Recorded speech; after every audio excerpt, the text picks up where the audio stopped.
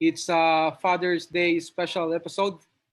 Okay, our guest is father of two lovely kids, Aurelia and Leilani. Yeah, Yeah, and wife Shannon. Right. Matt Acton played for Yangon club in Myanmar. Then also played for Brisbane Roar 2014 and played for Kaya FC 2015 until 2016. Then also after the Kaya FC, same year 2016, he went back to Australia to play for um, his current club, Melbourne Victory FC. Going yeah, back it's to really good. Obviously, we had, I think, 3 months or the best part of 2.5 months at home, like everybody else. And then, obviously the restrictions eased a little bit over here from the government, which allowed our professional sporting teams to go back.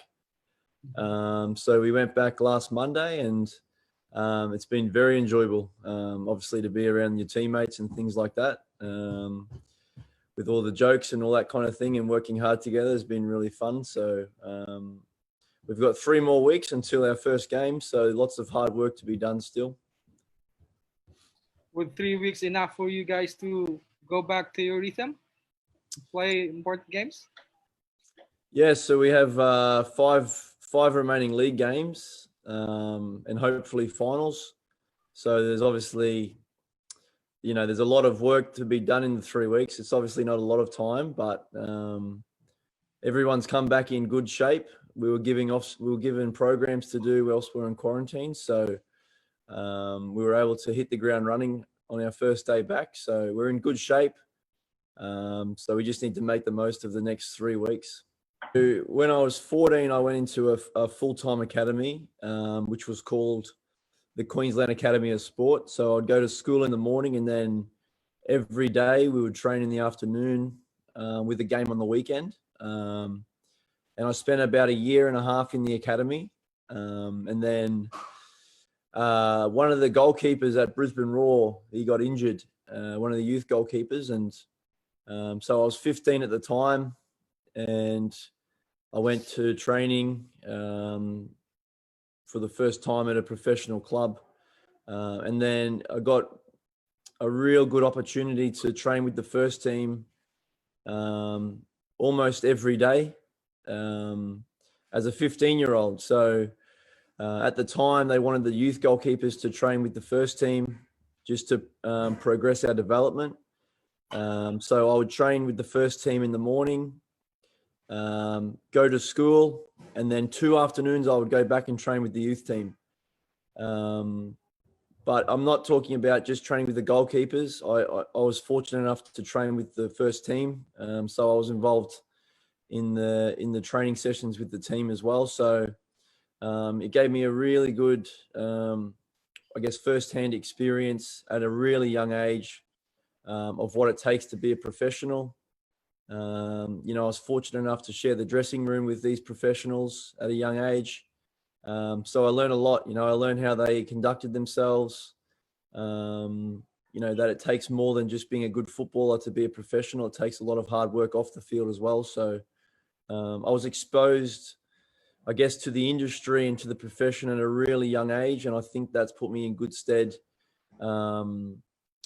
later on and now in my career, that I was able to get those experiences at such a young age. And hopefully now I'm one of those players that's able to, help the young guys coming through now, based on my experiences when I was their age. So, it was a really awesome time and some great experiences and great memories as well.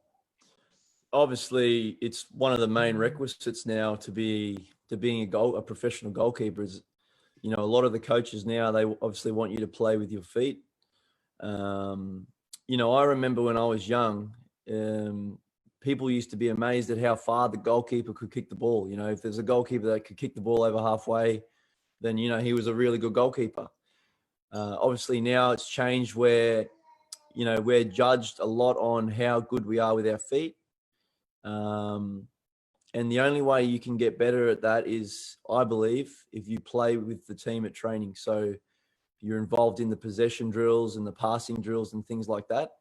The more comfortable you are with the ball at your feet in those tight areas, so tight possession games and things like that, obviously the better you are in making decisions in a game because there's a lot more space.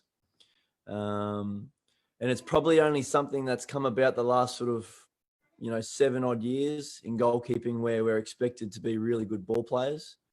And it's something that if the goalkeeper's really good with his feet, it can be very beneficial for teams in their attack. I spoke yesterday about the positives from playing out from the back is you're able to take out players so you can beat lines initially.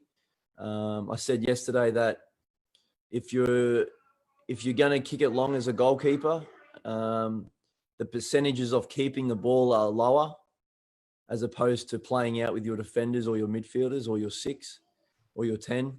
Now, when we talk about playing out, it's not the short passes. It might be a long pass into the midfield. I know at Melbourne Victory in previous years, one of our get-out balls was into the 10, so straight down the middle into the 10, over the top of the strikers.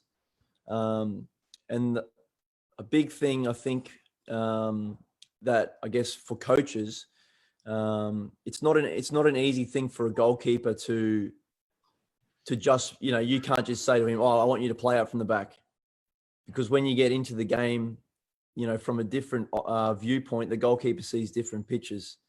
I was very fortunate enough when I was at Brisbane. I played under Ange Postecoglou, who, in my opinion, revolutionised the way that Australian teams play the game. He was very encouraging in playing out. He didn't want any of his goalkeepers to kick the ball long. So there was pressure from him to learn quickly how to play with the ball at my feet.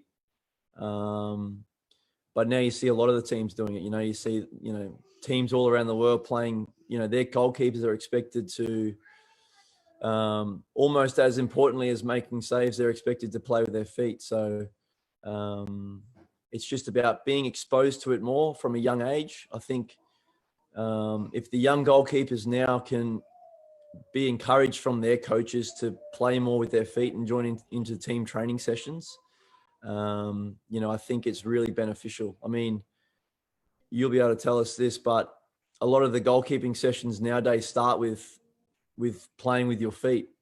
So we'll start most of our sessions at Melbourne Victory with passing patterns and things like that, which is, it's practice for us. So we're able to see the pictures. If we can see it in training during the week, come the weekend when we're in the games, it's a lot more comfortable for us because we've been exposed to it throughout the week. It's definitely not an easy thing to do for a goalkeeper, but if we can be encouraged from our coaches, and I think we get a lot of confidence from our coaches when they want us to play. But it's a catch-22. Sometimes you try and overplay when the right time is to go long.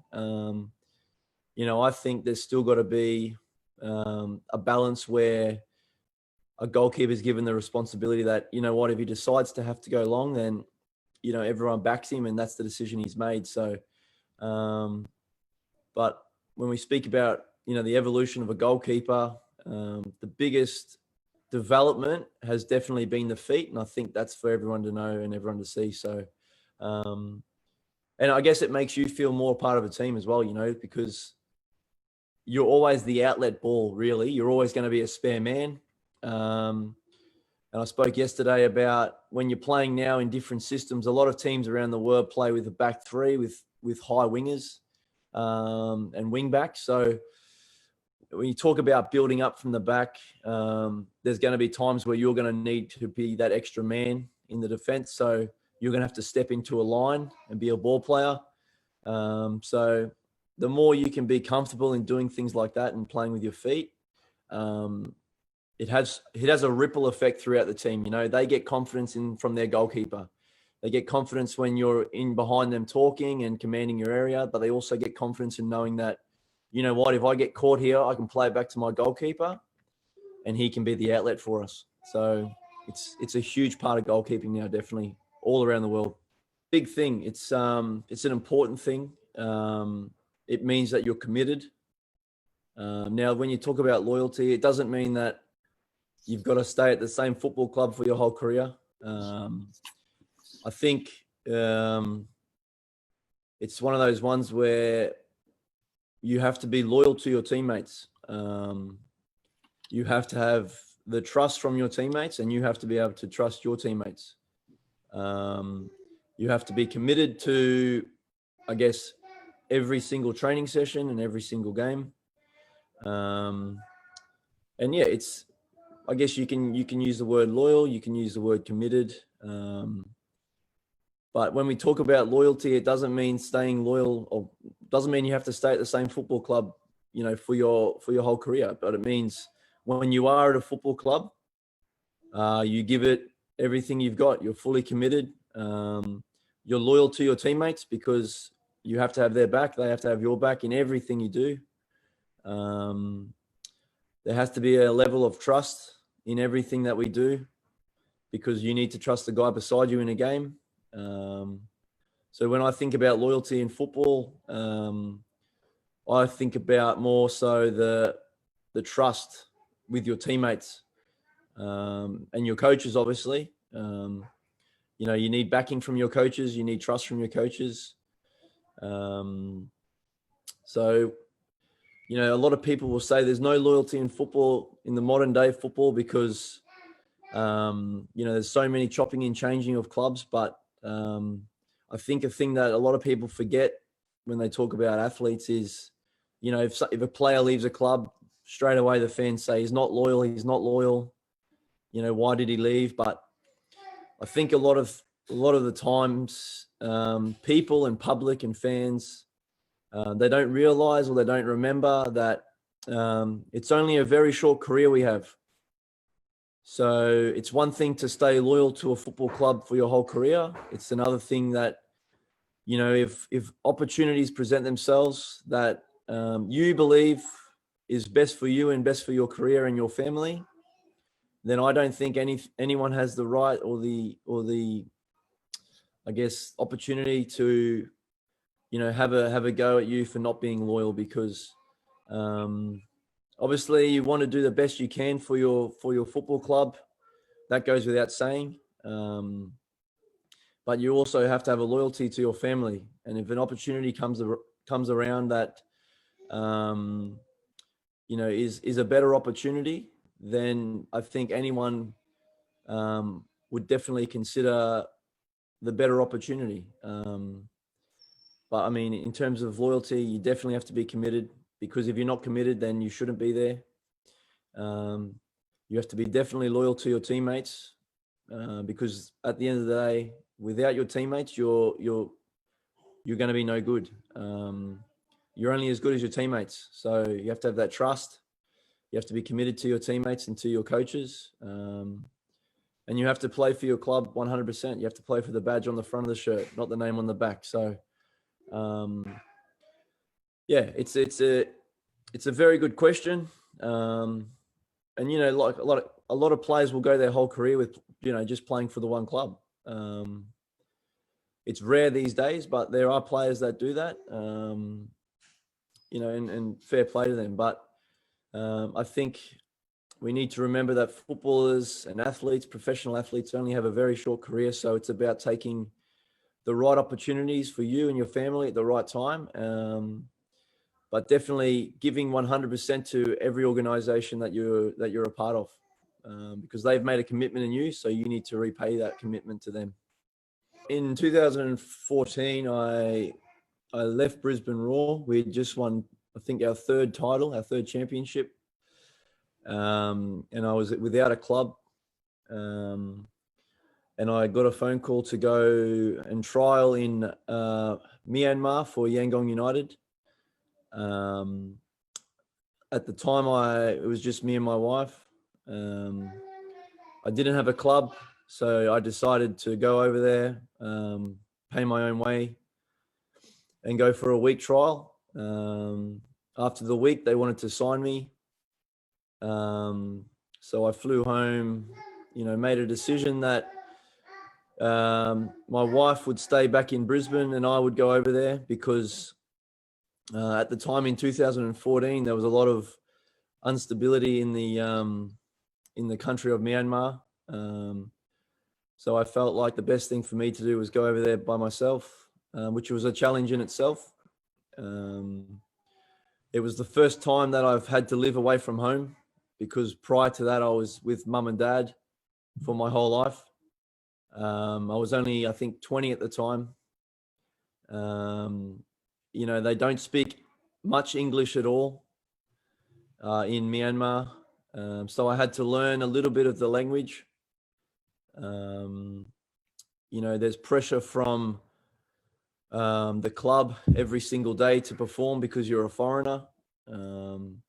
If you lose a match, it could be your last match at that club. When I arrived in Yangon, we were coming sixth, and the goal of the club was to finish first. So we ended up finishing second by 2 points, but there was a lot of pressure every single week to win games. But as I was there longer, I really enjoyed my time there. It made me grow up as a footballer because I was a first team footballer for the first time in my career. I played about, I think, 16, 17 games, but I was experiencing a different culture as well, a different country.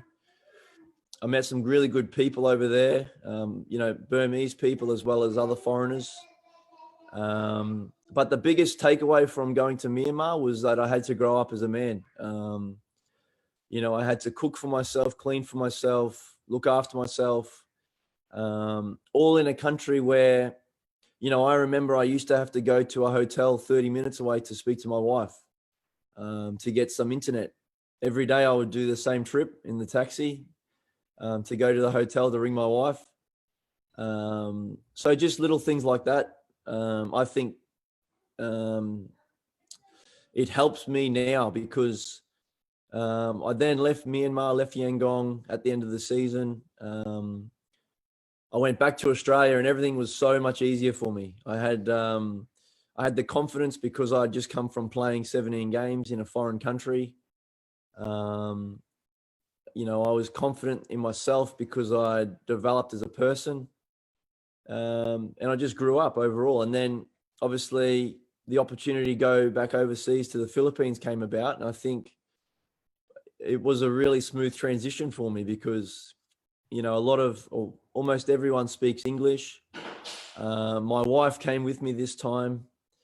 It's a beautiful country with so much to do and so much to see.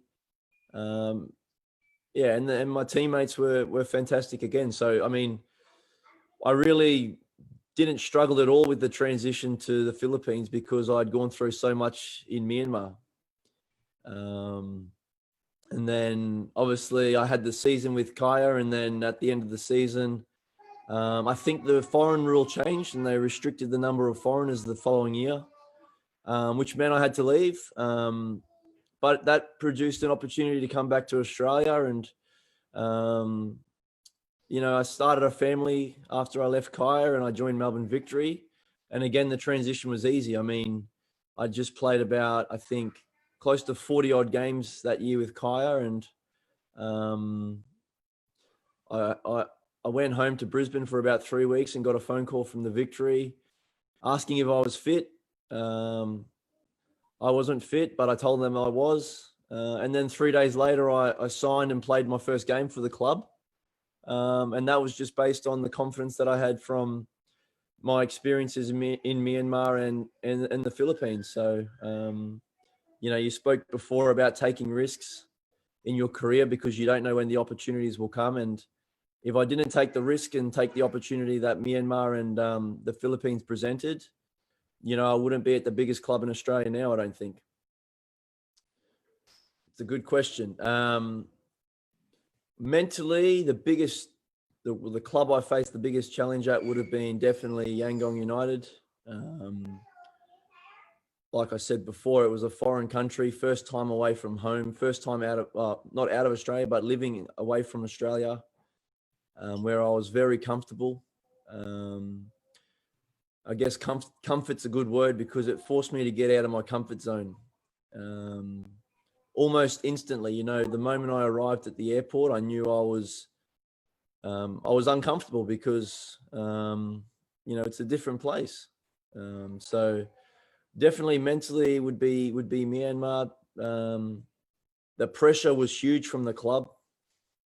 I remember we lost a game in the cup on the owner's birthday, which didn't go down well at all. I got a knock on my door a few days later from the general manager, and basically he said that if you lose on the weekend, you were gone.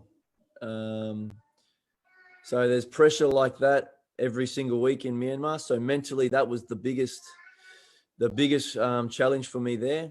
But it made me develop. I think I'm really mentally strong now because of the times I had there and the experiences I had there. At the time, I didn't like the pressure a lot, but I look back and I think that it's probably one of the best things to happen to me in my career, the pressure I faced there. Physically, the biggest challenge, I think, I think I've always been a real physical goalkeeper and really strong in terms of my physicality. I was really pushed when I came back to Australia and joined the Victory to even get more physical in terms of my presence on the field and things like that, because there was more expectation from me, given I was a number one overseas. So I think physically that was the biggest in terms of pressure that I felt to get physically better. But I mean, I faced a lot of pressure as well in Kaya. I remember there was times where I had, 2 or 3 bad games, not bad games, but I made a few silly mistakes. I remember I didn't come for a cross against Global. So, and then, the coach, he said, you got to start performing a bit better. We need more from you. And I guess that was part of the responsibility as being a foreign goalkeeper in an Asian country where you have to be the best player on the field almost every single week. And I realized that more so in the Philippines than I did in Myanmar, because the pressure in Myanmar was more so to do with the team. I felt in the Philippines, the pressure was a lot more on the foreigners and myself to perform because, I was brought there to do well in the AFC Cup and I was brought there to do well in the league. And whilst the AFC Cup, we were doing really well. In the league, we weren't doing as well as we would hope. So there was pressure there from the club. So it's just, I said yesterday, if you go to a foreign country, you need to be the best goalkeeper at the club. And, I felt like in both clubs when I was overseas, I was that. But it's just about how I learnt over there. And I think I conducted myself really well in both countries. And like I said before, it set me up really well for the challenges that I faced when I came back to Australia. The biggest emotional challenge that I've had in my whole career, it's definitely been here in Australia because, I faced a really big injury last year at a point in my career where I was doing really well as well. I thought I was in career best form. I was at the peak of my powers. I felt like everything I did was right. I couldn't make a mistake. I felt physically really good. Mentally, I was in the best position of my life. I just had the birth of my second daughter. And then in just a training session, I felt like my whole world came crumbling down. I had a bad dislocation of my shoulder. And we had a game. I remember we had a game a few days later, and I didn't know how serious a dislocated shoulder was. So I remember being on the physio table, the doctor's table, saying, do you think I'll be right for the weekend? The physio's reply was, we will talk about that tomorrow. No, we'll talk about that soon.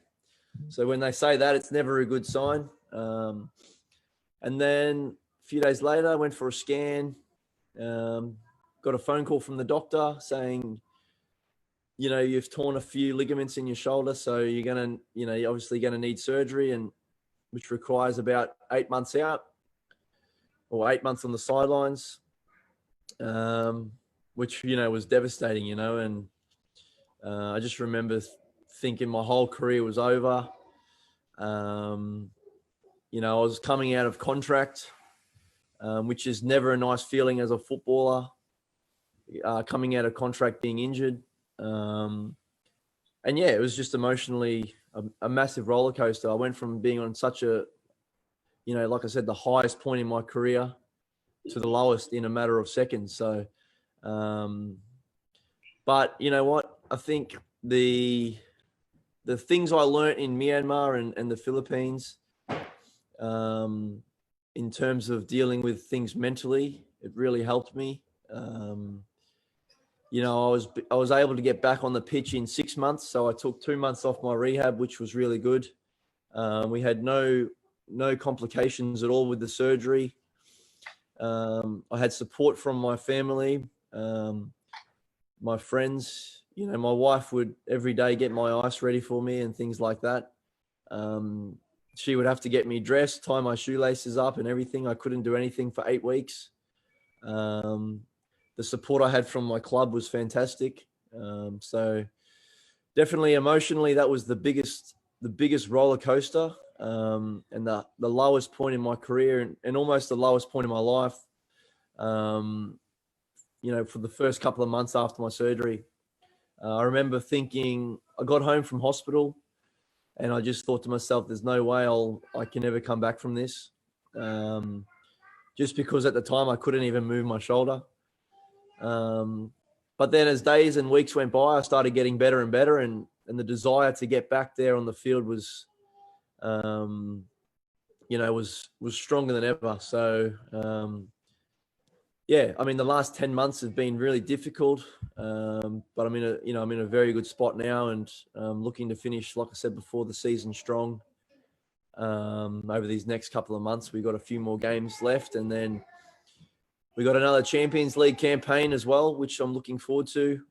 So there's lots to play for, and if I can finish strong, then I'm sure I'll forget about the pain I suffered and the pain I had emotionally, over the last sort of 8 to 10 months. I guess the motivation when I was injured was, I spoke about it yesterday. I had a lot of support from, like I said, my friends and my family, my teammates and my coaches. And the motivation that I had was to not let this injury define me.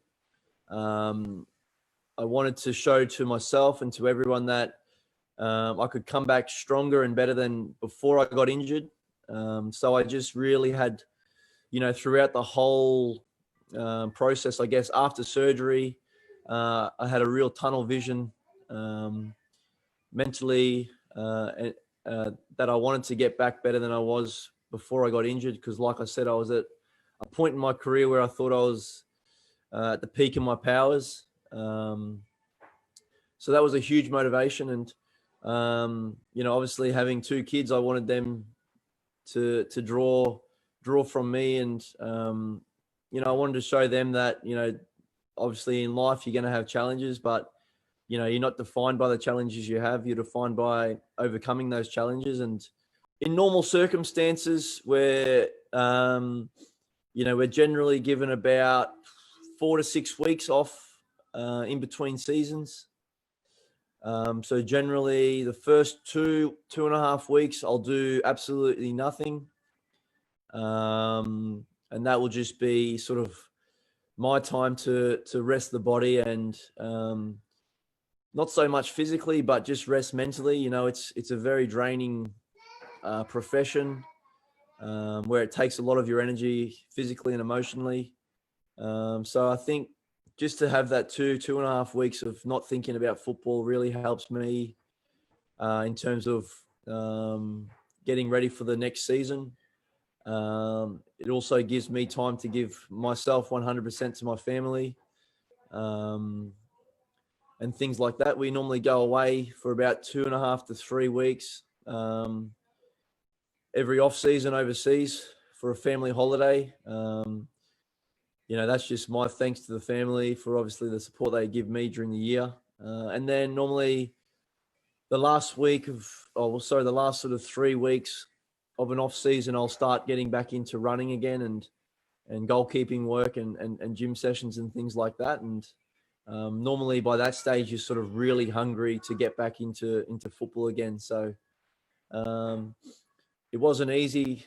I mean, I've had a fair few off seasons. I mean, this is my 10th year as a professional. So, in the early days, I didn't want to really stop because I thought to myself it'd be too hard to get back into shape. But as I've matured, I've realised that the time off is just as important as the training you do to get ready for a preseason. So, it's about having that balance. It's about resting your mind. Because there's a lot of games where you are as well in Thailand, or in Southeast Asia, wherever you might be in your career. But it's about refreshing your mind and getting your body right. So that would normally be a normal off season. Just now I've had 2.5 months off, but I haven't stopped. I think I had about 7 days off when I moved house recently, and that's it over the last 2.5 months. So, but in normal circumstances, I'd have half off and half working. So, and I might add that normally in those 2 weeks, I'll sort of indulge a bit. So I'll eat a bit more, and I'll drink a bit more than I normally would. Or not drink a bit more, but indulge a bit more. Have ice cream and things like that, just to keep me sane. So yeah, it's one of those things that you need to find balance in your life, because if you don't, this game can eat you up. Yeah, so we obviously came back from the Philippines, and thought it was a good stage in our lives to try and start having a family. Obviously, I wasn't sure that I was going to go to Melbourne, and I remember, I was in Melbourne, and my wife was still in Brisbane, and she just, obviously phoned me saying, obviously she's pregnant and things like that. And I remember thinking, I don't even remember. I don't even know what I initially thought, to be honest. I just sort of thought, awesome, like that's great. And then you sort of, go through all this stuff with your wife, and you're preparing for, to have a baby and start a family and things like that. And it's just a really exciting time. You go into training happy, you come home happy, because, there's other things that you have to think about, obviously before children, and it's probably not something you can understand unless you've got children. Before children, I used to go to training. If I didn't have a good session, I'd go home angry. I'd go back to training the next day angry. And it's just a ripple effect. And until you have a good session, you're still angry until you have a good session. The biggest thing I found during that period of my life, where not even before she was born, was I'd go to training. If it didn't go so well, I'd come home and it was forgotten about, because I had a bigger responsibility going on in my life. And then when my first daughter was born, it was even more so, because you'd completely forget about football. So you'd come home, and then there was, I'd walk in the door, and then it was okay. Football hat off. Now I'm a father and I'm a husband, and that just sort of gave me the balance in my life that I needed, because I was really obsessive about football prior to having kids. And I think if it had continued that way, it would have been a bit detrimental, because and it doesn't have to be children, it can be a hobby, or it can be education, it can be, friends, things like that. But I'm always saying to people, who asked me, it's very important to have a balance in your life because you can't be so obsessed with something because it's going to wear you down eventually. It might mean falling out of the love, falling out of love of the game, So, yeah, I mean, obviously I've had so many highs in my career, and it's given me the best life. But the most joy you get, and like I said, if you don't have kids, you wouldn't understand. The biggest joy you get is from your kids. So, it's a hard thing to describe, but yeah, obviously back to Australia, had the kids, and I think yeah, it's been the best sort of 4 years of my life, really, because it's opened my eyes up to a lot more things, and it's broken the monotony a bit because I used to come home from training, do whatever I wanted, cafes or, go to the movies or to the shops or whatever. And it's even helped in the sense on game day and preparing for a game. I spoke yesterday about thinking about the game too much on a game day. Or, I used to think about the game 4 or 5 days before a game. Whereas now I can't think about the game because I've got too much going on at home. But it helps your performances. Because it's not something you want to be doing or thinking about constantly, in my opinion, obviously. So in terms of how it's affected my, I guess how football's affected my family, they're a part, I guess they're a part of the football, because that's all they've really known. My daughters come to the games as much as they can. We're always out in the backyard kicking the ball, or we take the football to the park almost every day. So, some days my daughter just wants to wear her football jersey, with daddy on the back. So, yeah, it makes playing football, I guess, all the more meaningful because it's not just about you anymore. You look at it as something that's, providing them with a future. It's obviously something you want them to enjoy as well because it's a huge part of my life, and so are they. So I want them to, enjoy coming to the football and watching Daddy play. And we go back to Patrick's question about motivation and things like that. And my children, that's the biggest motivator by far. So nothing nothing gives me more motivation than to do proud or to make them proud and do well for them. So yeah, it doesn't, football doesn't really affect my family life because we're very fortunate enough to not work 9 to 5. So I'm at home a lot. I'm at home in the mornings when they wake up, and I'm at home when they go to bed every night. So we spend a lot of time together, and being away from our other family, who's in Brisbane, it's very special. I think there's more responsibility as a father because you need to be obviously the provider. You got to be the teacher, the protector. So there's a lot more responsibility, obviously, as a father, I think, but I think there's a lot of the similarities in terms of the values. You obviously want to do well for them in your career, and you want to do well for the football club you play for and the teams you play for and the teammates you play with. So I guess in terms of we're talking about in commitment, you're obviously committed to being a father. But then when you go to football, you have to be committed to, being the best footballer you can be because, and again, I'll go back and say, I think it goes hand in hand. You can't think that, your responsibility changes when you get home or when you're at football because, if I'm not giving my all to my football, then my kids don't have the best life. If I'm not giving my all to my kids and my family, then they're not happy, and I go to football not happy. So, like I said, it's about finding that balance, and I'm very fortunate enough in my life to have that balance. So obviously there's greater responsibility because you're dealing with children and you're dealing with life, and you want to raise your kids into be, to becoming the best person they can possibly be. You want to provide them with everything in life, whatever they need.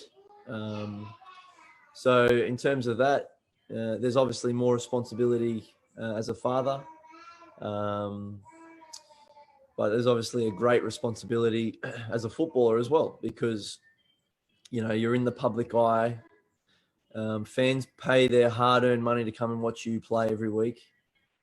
Clubs invest a hell of a lot in you in terms of finances and facilities, and giving you the platform to perform. So there's a great responsibility in doing well for your football club.